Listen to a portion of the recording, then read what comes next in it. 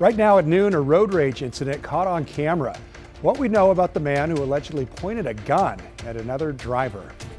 Plus, a Washington man facing charges after he's accused of harassing a federally protected animal in Hawaii. Also, loss on top of loss. How thieves took advantage of two musicians who had to evacuate from a fire. And with declining enrollment year over year, see how Portland State University is planning to balance the budget and why some students and staff aren't happy about it.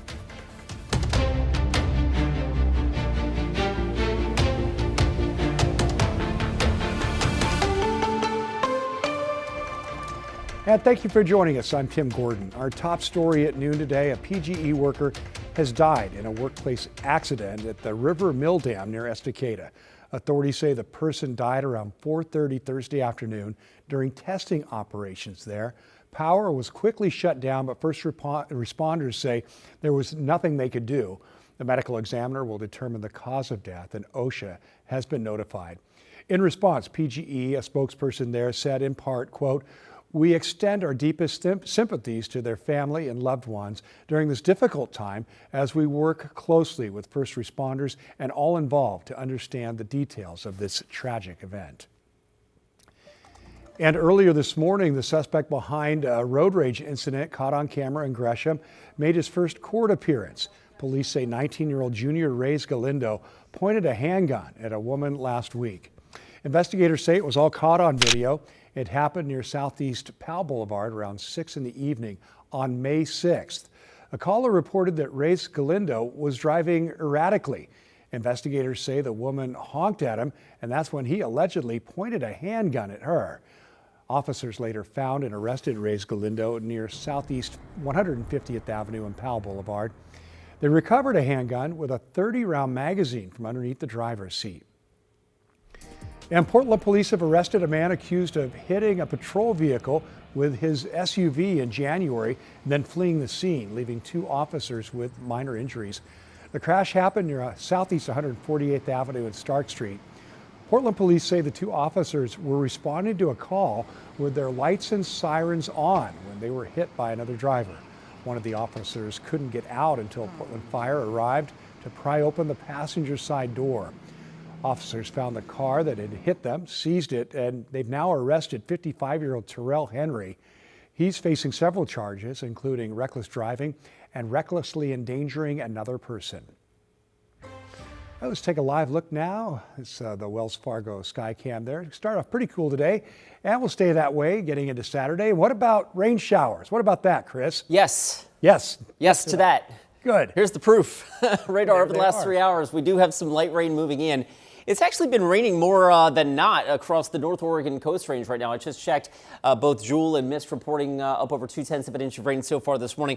We've had some sprinkles showing up into portions of Clark County. And as you get up into like Cowlitz County, it's just north of the Longview area, saw a report of over 0.08 of an inch of rain already since the rain began there just a couple of hours ago. So it's not terribly heavy rain, but it is making slow but steady progress to the south and east. So if you're not seeing rain yet, which generally we're not here at the Portland downtown core and points south and east, we will eventually, and so that's the plan for today. It is raining along the North Oregon coast. Our sponsored by Seaside Oregon camera here looking at the surf there, starting to pick up just a little bit, and you can see the raindrops on the camera lens. It's 51 degrees right there. Clouds over the waterfront in Vancouver, this from the springs of the waterfront, and we have had a couple of raindrops showing up in Clark County as well. 54 last check there. Salem, the sky looking threatening, like it might produce a couple of raindrops, but so far it's dry at our state capital in 57. And the Rose City Sky camera looking out over the West Hills. You can see the cloud base lowering just a bit. 55 last check at PDX, and I don't think those temperatures go very far. Somewhere between about 56 and 58, with rain developing between 2 and 5 and then becoming occasional to steady as we get into the evening hours. So expect a wet Friday night. And then on and off showers, and yeah, even some thunder possible on Saturday as well. It's kind of a 50-50 weekend. We'll look at that and a warmer forecast next week. All of that coming up in just a few minutes. Thanks, Chris. We'll see you soon. Well, the Washington man caught on camera throwing a rock at a monk seal swimming in Hawaii is now released from custody, but he's still facing some serious charges.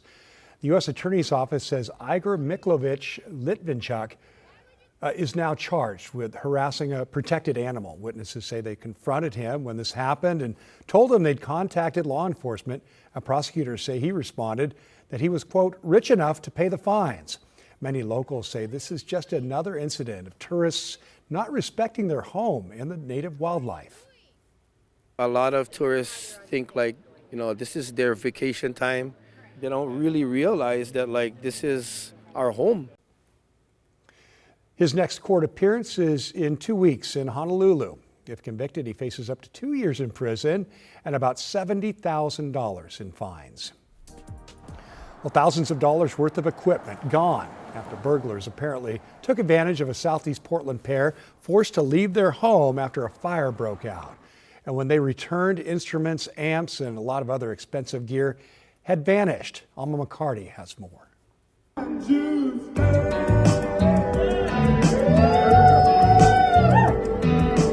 So we kind of tried to mix together elements of like rock, dance. Shea Bowden is one half of the recognitions. We had a few shows coming up this summer that we were very excited for. Kind of one of those feelings of like, this is our year,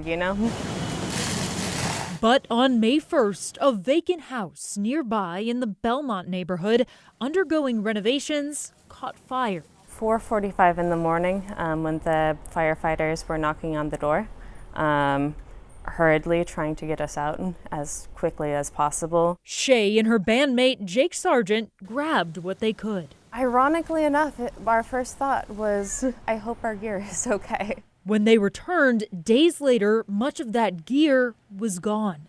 Guitars and basses, the drum machine, even Shea's viola. If anyone knows anything about wooden stringed instruments, they're a pretty penny. She says they've filed a police report, though ultimately the recognitions just want their hard-earned gear back so they can make their music. I'd like to think that it wasn't something planned out, especially, with the chaos of the fire, but I really can't know. We hope they get their gear back. Well, Portland Community College President Dr. Adrian Bennings is stepping down from the role. PCC announced that Bennings and the school's board came to a mutual separation agreement. The agreement includes 9 months of salary with health benefits and a $25,000 retention benefit outlined in her contract. The school says that contract is set to expire in June of 2028, and if ended early, includes a full year of salary and health benefits. Dr. Bennings thanked PCC for her time there, saying in part, quote, I leave with gratitude for the opportunity to serve PCC and with continued belief in the transformative power of community colleges. The school board appointed Executive Vice President Dr. Katie Ho as the acting president now. Well, Portland State University is moving forward with more potential cuts as it tries to close a projected $35 million budget deficit by 2028. The university is now considering cutting 2 programs entirely, plus reducing 7 others, for a total of 52 positions getting eliminated. The university says the latest proposed cuts and reductions would account for about $16 million in savings. PSU leaders say these moves are about keeping the university financially stable for the future, but faculty and some students say they're worried about what these cuts could mean for the campus long term. To ensure a sustainable future for Portland State, we must work through difficult decisions. These cuts don't point to a future that pulls us out of a cycle in which we have to keep doing this. PSU says current students should still be able to complete their degrees despite any changes to their departments or programs. The university will also open a second public comment period through June 13th before an updated plan is presented to the Board of Trustees next month.